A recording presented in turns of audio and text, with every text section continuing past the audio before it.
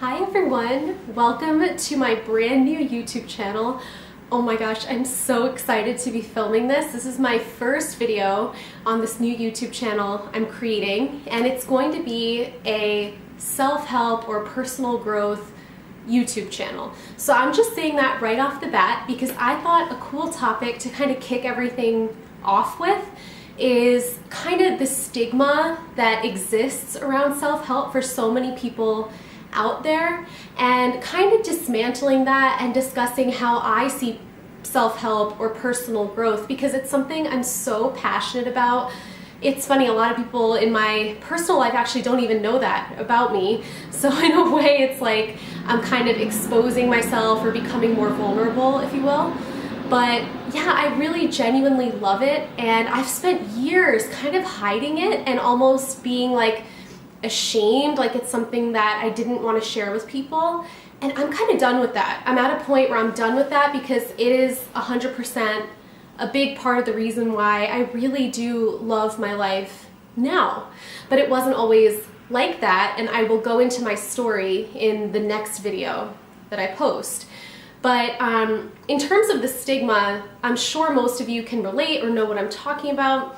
I feel like it's getting better now, but in recent years it's getting better, but like kind of in the past few decades, there's been this negative stereotype around the genre. We've all seen the TV show or the movie that kind of pans to an extra who's sobbing in the corner of the self-help aisle in the bookstore, and your brain is conditioned to look at that person and think, oh my gosh, such a mess, I wouldn't be caught dead in that position. And it's kind of almost like done for comedic effect. In those scenarios, this TV shows and situations that I'm thinking of, it absolutely is done for comedic effect, right? You scurry home to buy the book on Amazon because you can't be caught dead in that aisle of the bookstore, right?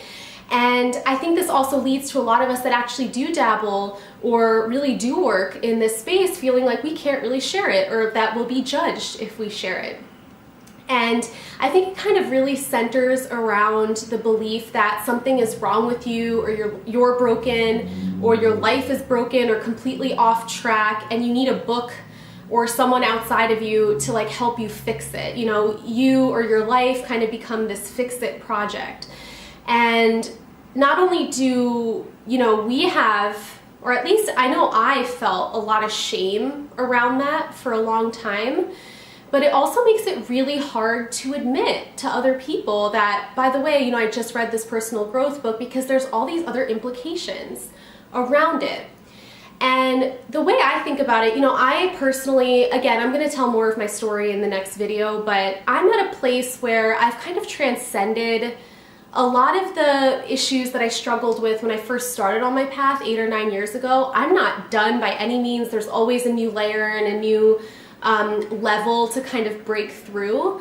But I also feel like I am at a natural pause point where I don't need to keep rehashing things that I've already talked about for so long, or thought about or worked through. And I'm also kind of at a point where I want to expand more. And so hence why I'm starting this channel at this point, because I really want to share my passion for this and talk about it in a place where maybe I can ultimately meet and talk to like-minded people. And the way I think about it is that there's kind of a scale from negative to positive, with neutral or the 0 point being right in the middle, right? And the stigma around personal growth is kind of around the negative side of that scale. So from negative to 0. So when you have a problem or an issue, or you think you're broken or your life is a mess, like imagine being on the negative side of the scale. And all you want to do is fix the problem or get rid of the issue and basically move to point 0, which is neutral, right? Like your life is fine and there's no pressing issues. And so a lot of people approach personal growth or self-help as, let me just fix something and then I'll be good. And the thing is, I visualize that as going from negative to, at best, you're at neutral, right? And I'm at a place where I'm almost starting to wonder, I'm at neutral, kind of more on the positive side now, but like I still love personal growth as much as I ever did. And it's interesting because it's like, if the whole point of the genre is to fix what's broken, why do I still love it as much as I did? And this kind of, as much as I do. And this kind of brings me to like one of my favorite quotes that I see on Instagram, which says, personal growth becomes so addictive when you realize it's always possible to improve your experience of being.